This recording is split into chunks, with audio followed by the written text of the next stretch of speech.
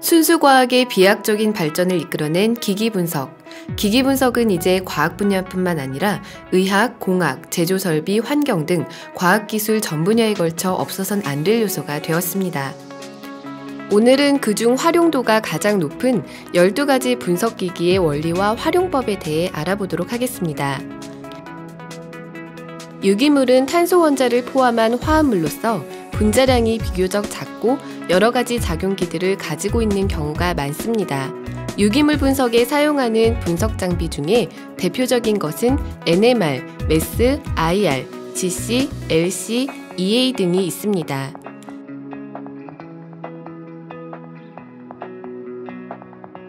핵자기 공명 분광기를 줄임말인 NMR은 원자핵의 자기적 특성을 이용해 화합물의 조성과 구조를 분석하는 장비입니다. 원자핵은 작은 자석과도 같아서 강한 자기장을 걸어주면 자기장 방향으로 스핀이 정렬됩니다. 여기에 전자기파를 주사하면 핵은 에너지를 흡수해 들뜬 상태가 되는데 이 현상을 핵자기 공명이라고 합니다. 들뜬 원자핵은 원래 상태로 되돌아가면서 복사선을 방출하는데 NMR은 복사선을 검출하여 화합물의 구조를 분석하는 데 활용합니다. 이번엔 시료의 특성을 이미 알고 있는 감기약을 이용해 분석 과정을 진행해 보겠습니다. 시료를 NMR 튜브에 주입하고 중수소가 포함된 다이메틸 설프 옥사이드 용액을 넣은 후 캡을 닫고 흔들어 녹입니다.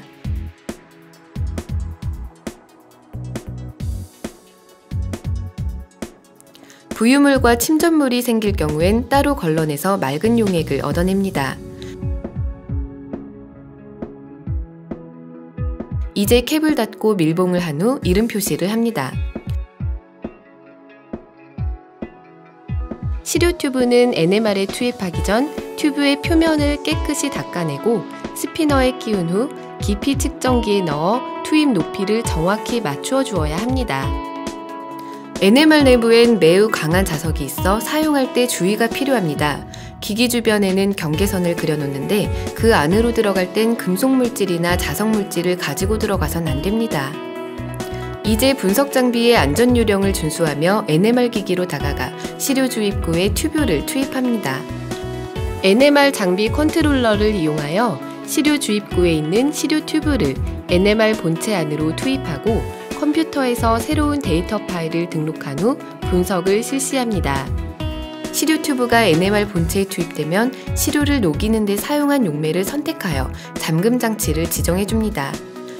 이제 NMR 본체 안에 들어간 시료에 균일한 자기장을 주기 위하여 코일의 전류량을 변화시키는 쉬밍을 실시하여 최적의 분석 조건을 만들어주고 설정한 횟수만큼 스캔을 실시한 후 그 자료로부터 나온 스펙트럼을 보여줍니다.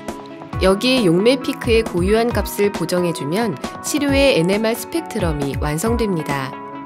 NMR은 별도의 데이터베이스가 없기 때문에 스펙트럼을 해석할 때 조금은 전문적인 지식과 경험을 필요로 합니다. 스펙트럼의 피크 면적은 동일 환경에 있는 수소 원자의 개수에 비례하고 탄소에 결합된 동일 환경의 수소들은 자신의 원자 수보다 한 개 더 많은 피크로 갈라지는 특성이 있습니다.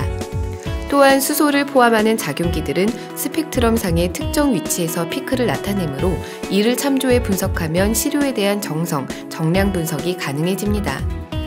실험에 활용한 시료는 2.0 ppm대의 메틸 피크, 7.0 ppm대의 방향족 벤젠링의 CH 피크, 9.1 ppm 부근의 OH 피크, 9.6 ppm대의 NH의 피크를 가지는데 이를 기준표와 대조해보면 분석에 사용한 감기약 성분의 아세트아미노펜 화합물임을 알 수 있습니다. 메스는 시료 분자나 원자의 질량을 측정하여 그것이 어떤 물질인지 확인하는 장비입니다. 고진공 상태의 이온원에서 70일렉트론볼트의 에너지를 가진 전자를 시료 분자에 충돌시키면 분자가 이온화됩니다. 이때 토막이온과 분자이온을 얻을 수 있으며 토막이온의 생성은 분자의 결합 특성에 따라 이루어지므로 시료마다 다른 토막이온을 형성합니다.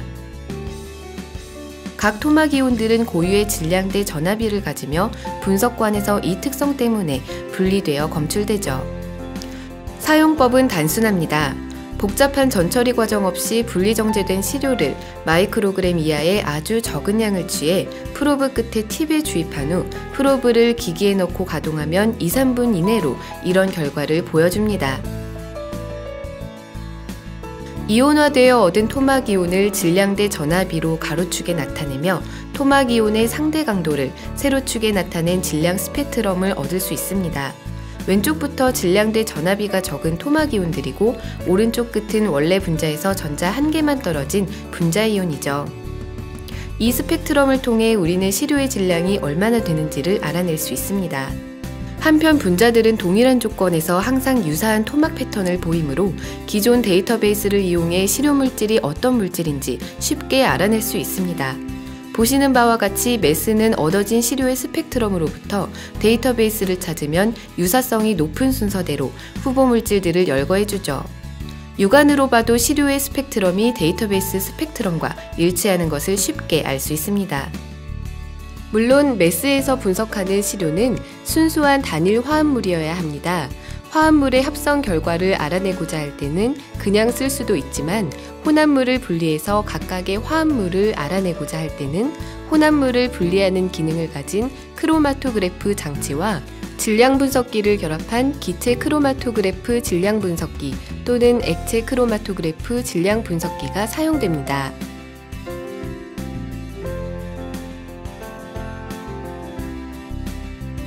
IR은 유기, 무기 및 고분자 등의 특정 작용기를 검출하여 화합물의 구조를 확인하는 데 이용합니다. 분자 내에 존재하는 각 작용기들은 특정 영역의 적외선을 흡수하거나 산란시킵니다.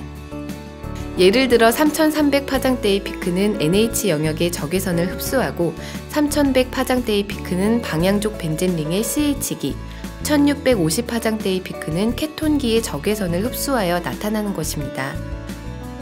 다양한 작용기들의 조합으로 이루어진 화합물들은 저마다 고유한 스펙트럼의 지문 영역을 갖게 되는데 시료의 IR 스펙트럼을 컴퓨터에 내장된 데이터베이스와 비교함으로써 시료의 화학적 구조를 유추할 수 있게 되는 것이죠.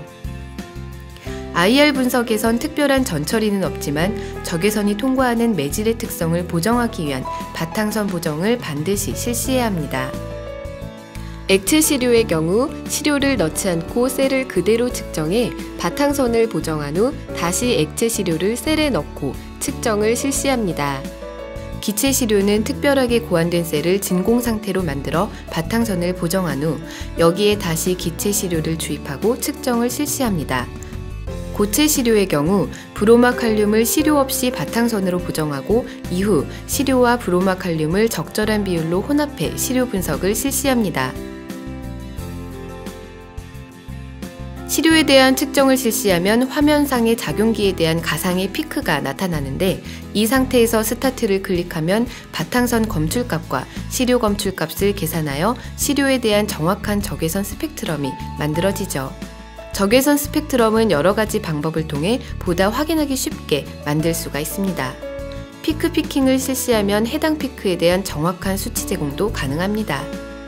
스펙트럼 상의 아래로 내려온 부분은 흡수된 적외선의 파장으로서 다양한 작용기가 존재하고 있음을 보여줍니다. 매스와 마찬가지로 IR 역시 데이터베이스를 이용해 시료가 어떠한 물질인지 자동으로 비교 검색해줍니다. 검색 리스트상의 높은 수치를 가진 것이 시료와 같은 물질일 확률이 높다는 뜻이죠.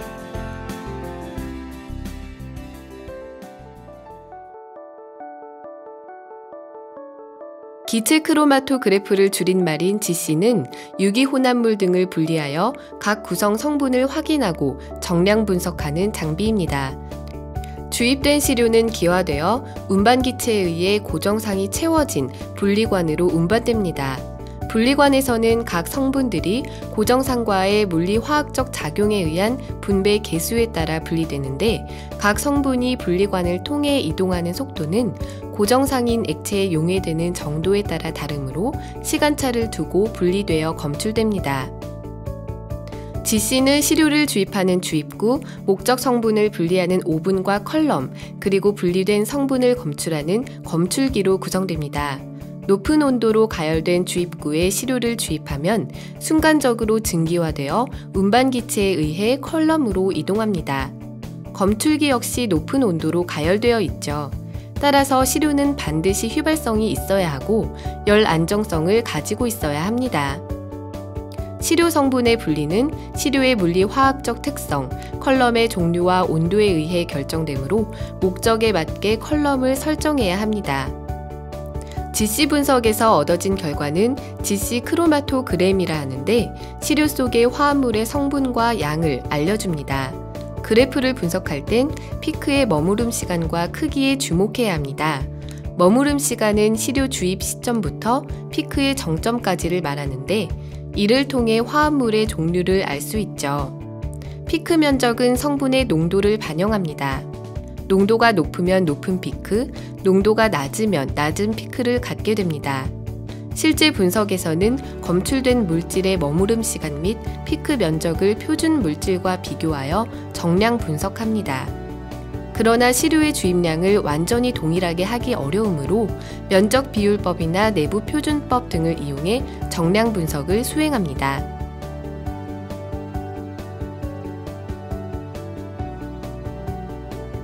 GC가 열에 안정한 휘발성 시료를 사용하는 반면 LC, 즉 액체 크로마토그래프는 분자량 2000 이하의 열에 불안정하고 비휘발성 시료를 분석하는 데 사용합니다.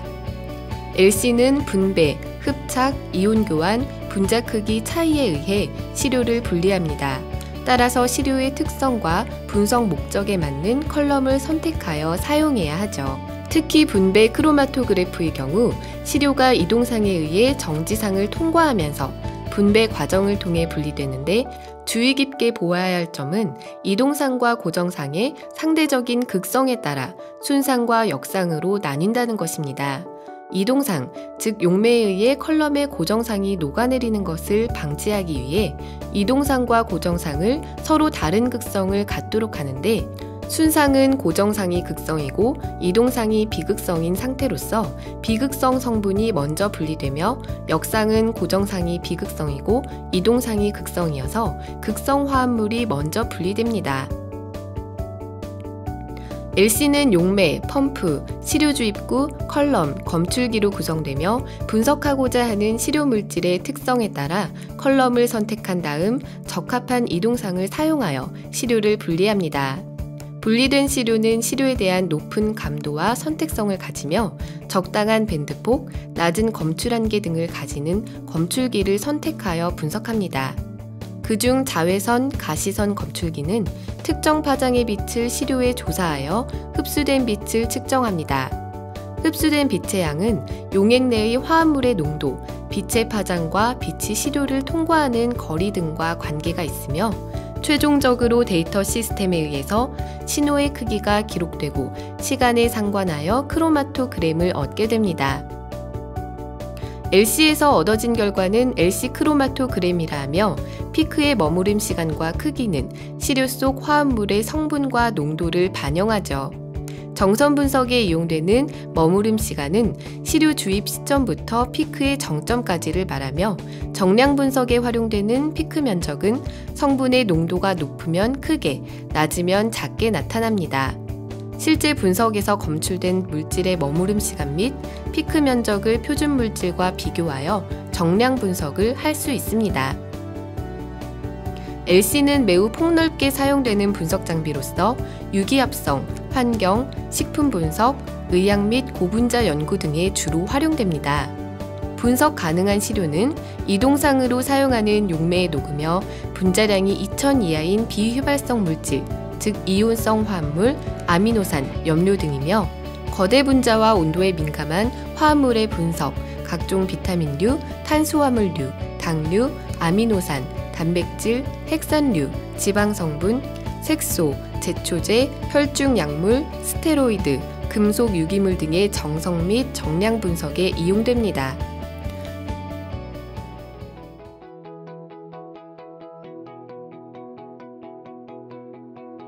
유기, 무기 및 고분자 물질 중에 탄소, 수소, 질소, 황 및 산소의 함량을 분석하여 정확한 원소 구성을 나타내는 분자식을 구하는 작업은 연구 과정에 반드시 필요합니다.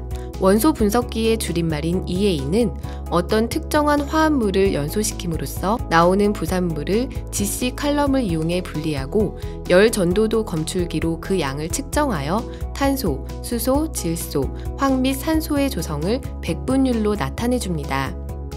EA는 각종 합성물질의 분석은 물론 미지물질의 분자식에 관한 정보, 기지물질의 순도 확인 등에 이용됩니다. EA 분석에선 특별한 전처리는 없지만 블랭크 시료, 표준 시료 및 미지 시료를 각각 1-2mg씩 일정한 무게를 달아 사용합니다.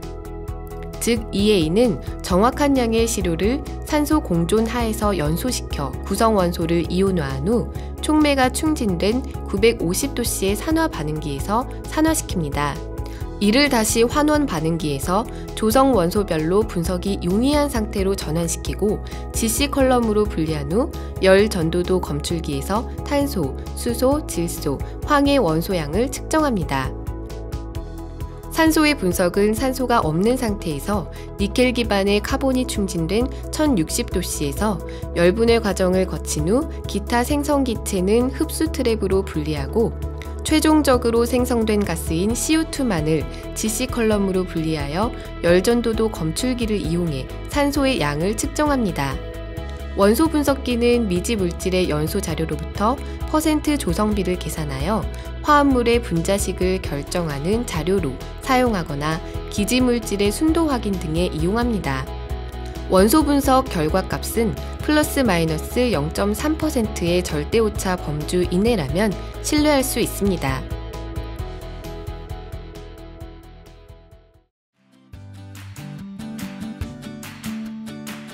무기물 분석에는 XRD, SCXRD, SEM, EDS, ICP, IC 등이 주로 활용됩니다.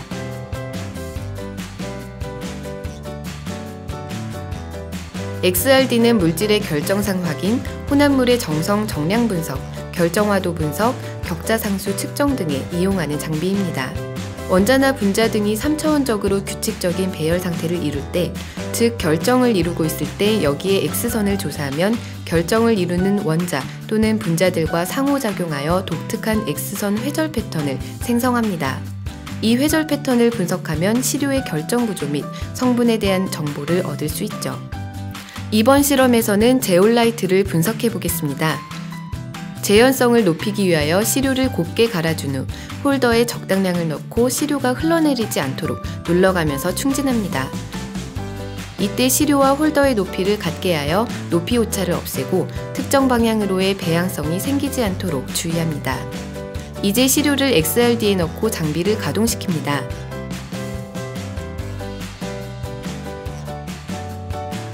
XRD는 인체에 유해한 X선이 발생되는 장비이므로 주의 깊게 다루어야 합니다.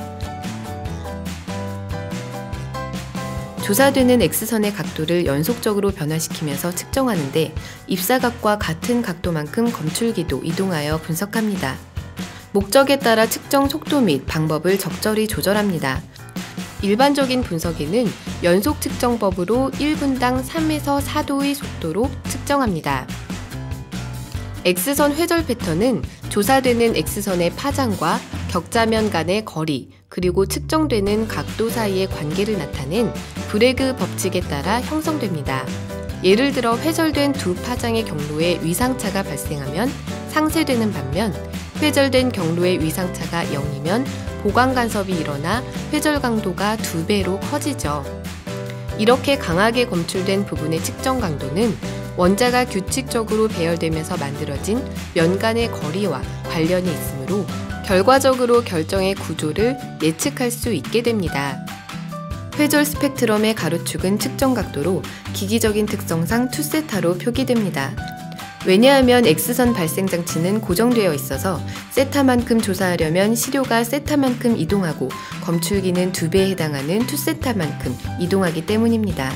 XRD 결과는 정밀한 측정과 계산을 통하여 3차원적인 구조를 예측할 수도 있지만 결정마다 측정된 고유한 값을 데이터베이스화 해놓았기 때문에 측정 각도 및 회절 강도의 비교를 통하여 비교적 쉽게 결정에 대한 정보를 얻을 수 있습니다.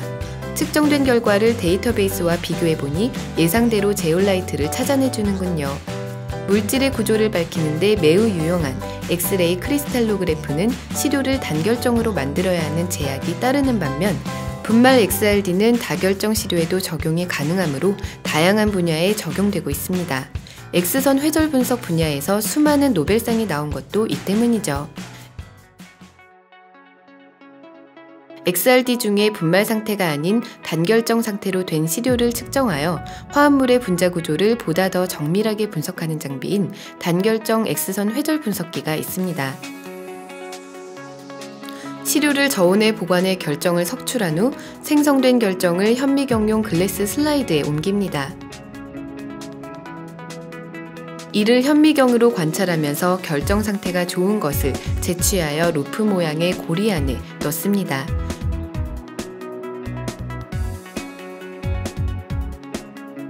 이를 고니오미터 헤드에 장착하고 기기에 고정시킵니다. 입사하는 엑스레이 빔이 결정 시료의 중심을 지나갈 수 있도록 CCD 화면을 보면서 조정핀을 이용하여 얼라인을 합니다. 장비의 문을 닫고 기기의 측정을 시작합니다. 시료의 위치와 디텍터의 위치가 실시간으로 변하고 시료가 회전하는 가운데 CCD를 통해 X선 회절 패턴 프레임 데이터를 연이어 기록하여 전체의 회절 데이터를 측정합니다. 이때 측정하는 시간은 결정의 대칭성에 따라 수시간에서 수십 시간이 됩니다. 측정하여 얻은 모든 회절 데이터를 컴퓨터 프로그램을 통해 하나의 데이터로 통합하고 수학적인 계산으로 처리하게 됩니다. 계산을 통하여 어떤 원자가 어디에 어떤 결합으로 배치될지 결정되고 최종적으로 알고자 하는 물질의 분자 구조와 결정 구조가 정해집니다. SCXRD는 유무기 화합물의 3차원 구조와 결정 구조를 분석함은 물론 분자 내 원자의 종류 및 위치, 온도인자, 원자 간 거리, 결합각, 비틀림각, 원자 간 결합 종류, 분자 간 결합력 등 다양한 정보를 제공하므로 활용도가 매우 높습니다. 따라서 광물이나 저분자 화합물, 그리고 단백질, 핵산 등과 같은 생체 고분자에 이르기까지 원자적 척도로 3차원 구조를 규명하는 가장 유력한 도구로 자리하고 있습니다.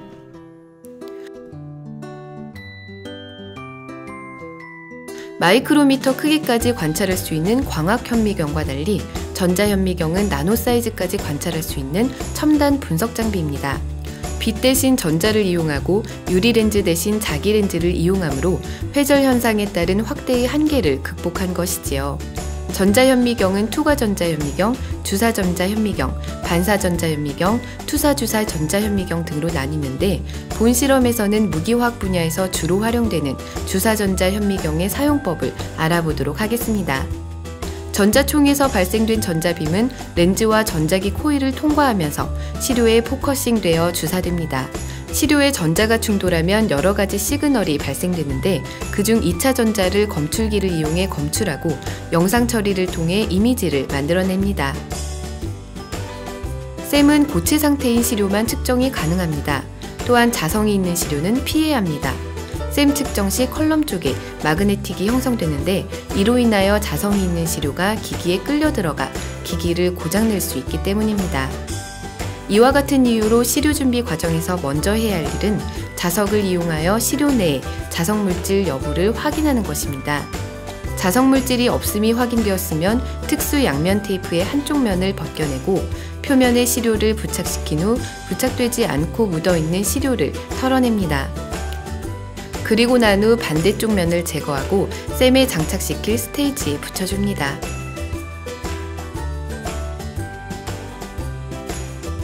다음은 차지엽 현상을 방지하기 위해 스테이지를 플라즈마 코팅기에 넣어 시료 표면에 금속 성분으로 코팅합니다.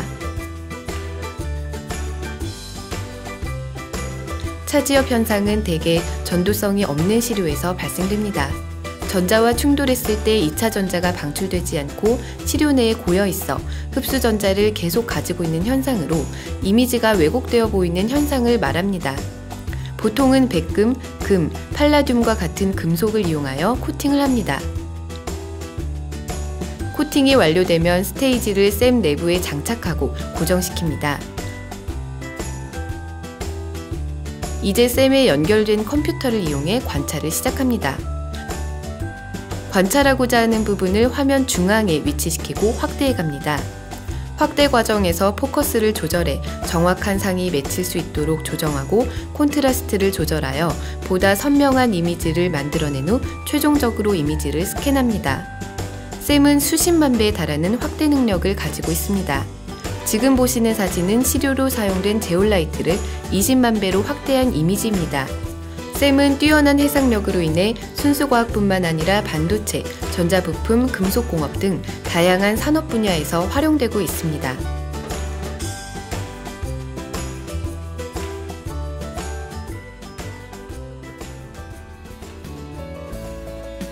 에너지 분산형 X선 분광 분석기 EDS는 앞서 살펴본 SEM에 장착해 시료의 원소 성분을 분석하는 장비입니다. 전자빔을 시료에 주사할 때 시료에서 발생하는 여러 시그널 중 특성 X선을 반도체 소자를 이용해 에너지 형태로 검출하고 이를 통해 시료의 구성 원소를 분석하게 됩니다. 전 범위의 에너지 영역에서 원소 성분을 동시에 분석할 수 있고 시료 준비가 용이하며 데이터 수집 시간이 빨라 활용도가 매우 높습니다. 또한 원소의 정성 분석과 정량 분석이 동시에 가능합니다. 시료 준비 과정은 SEM과 거의 동일하여 매우 간단합니다만 EDS는 정량 분석을 하기 때문에 금속 코팅은 되도록 하지 않습니다. 즉, 스테이지에 테이프를 붙이고 테이프 위에 시료를 얹은 후 표면을 평평하게 만들어줍니다. 시료 준비가 완료되면 SEM에 장착한 후 확대 과정을 거쳐 스캔할 영역을 설정한 후 EDS 프로그램을 실행하여 분석을 실시하면 화면상의 스펙트럼이 나타납니다. 프로그램의 오토 기능과 약간의 수작업을 통해 각 피크가 어떤 원소인지 자동으로 확인이 가능하며 피크 면적을 계산해 정량적인 데이터까지 제공합니다.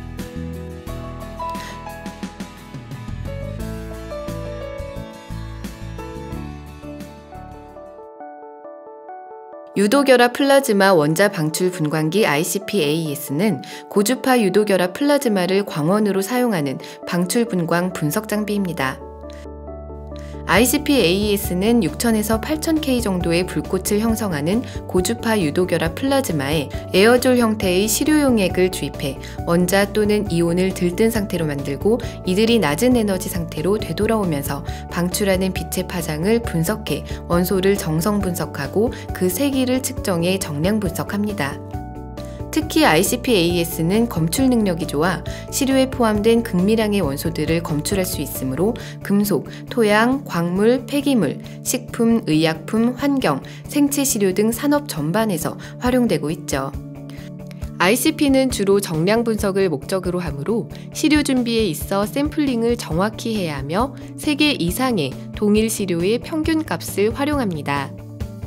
먼저 시료를 동일한 질량으로 달아 비커 3개에 담습니다. 그리고 시료 전처리에 보정에 쓰일 블랭크 비커도 준비합니다. 다음으로 비커를 150도씨 핫플레이에 옮겨 질산과 불산을 사용하여 1시간에서 2시간 정도 가열해 시료를 충분히 녹여줍니다. 시료가 투명하게 용해되면 이것들을 부피 플라스크에 옮겨 담고 정확하게 볼륨을 맞춰줍니다. ICP-AES는 사용 전에 2% 질산 용액으로 충분히 세척해줍니다. 그 다음으로 측정하려는 원소의 표준 용액으로 검량선을 잡아줍니다. 이제 시료를 ICP-AES로 가져가 시료를 분석합니다. 먼저 빈 시료를 분석하고 동일한 3개의 시료를 차례로 분석합니다. 각 분석은 3번씩 실시하고 1분 정도 소요되며 분석이 끝나면 시료의 질량과 희석 볼륨 등을 입력해 측정값을 환산해 줍니다. 이제 ICP-AES의 분석 결과를 보여줍니다. 시료로 사용했던 제올라이트엔 알루미늄, 나트륨, 실리콘이 존재함을 보여줍니다. 각 원소 옆의 숫자는 이들을 정량할 때 사용한 빛의 파장입니다. 3번 측정한 결과를 평균 내어 분석한 값은 소수점 셋째 자리까지 정밀하게 계산되어 나오죠. %RSD는 재현성을 보여주는데 보통 2 이하의 값을 가져야 분석 데이터의 신뢰성을 가질 수 있습니다. 앞서 준비한 3개의 시료를 각각 분석하고 최종적으로 얻은 결과값을 평균 내서 사용합니다.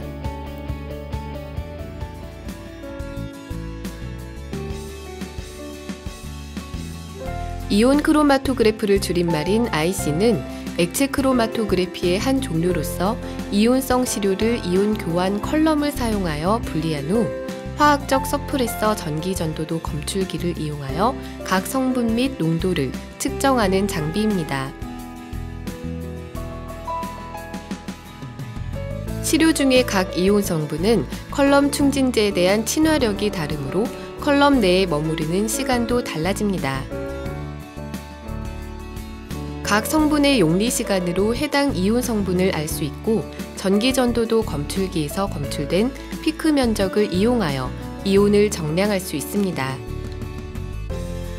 IC는 물, 식품, 의약품, 고분자, 환경 오염물질 분석은 물론 일반 실험 및 연구용으로 폭넓게 사용됩니다. 사용하고 있는 컬럼에 맞는 이동상을 제조하고 분석하고자 하는 이온의 표준 용액을 농도별로 제조합니다. 그리고 미세입자를 제거하기 위하여 시료를 필터하거나 필요에 따라 전처리하여 자동 시료 주입 장치에 넣고 분석 조건에 따라 분석합니다. IC에서 얻어진 결과를 이온 크로마토그램이라 합니다. 시료 속의 이온의 성분과 양을 분석하는 데에는 피크의 머무름 시간과 피크의 면적이 이용됩니다. 머무름 시간은 시료 주입 시점부터 피크의 정점까지를 말하며 이를 통해 이온의 성분을 알아낼 수 있습니다. 이온의 양은 피크 면적으로 측정할 수 있는데 피크의 면적이 넓으면 농도가 높다는 의미이며 면적이 적으면 농도가 낮다는 것을 의미합니다. 실제 분석에선 검출된 물질의 머무름 시간 및 피크 면적을 표준 물질과 비교하여 정량 분석을 수행할 수 있습니다. IC는 물 분석뿐만 아니라 수처리 장치 개발 연구, 화장품 시료 중 분사 분리 및 정량, 유해 중금속 종분리 분석, 시약의 불순물 검사 및 정량, 임상화학, 생화학 분야의 브로미온 분리 및 정량, 유기산의 분리 및 정량 등 시료 중 각종 이온의 정성과 정량 분석에 널리 사용되고 있습니다. 모든 분석 장비는 상호 보완적인 관계에 있습니다. 미지의 시료가 어떤 물질인지 알아내기 위해선 여러 분석 장비를 활용해 데이터를 얻어내 퍼즐을 맞추듯 진행해야 하고 알고 있는 물질을 분석할 때에도 여러 가지 분석 장비를 이용하여 분석 결과를 상호 체크해야 합니다.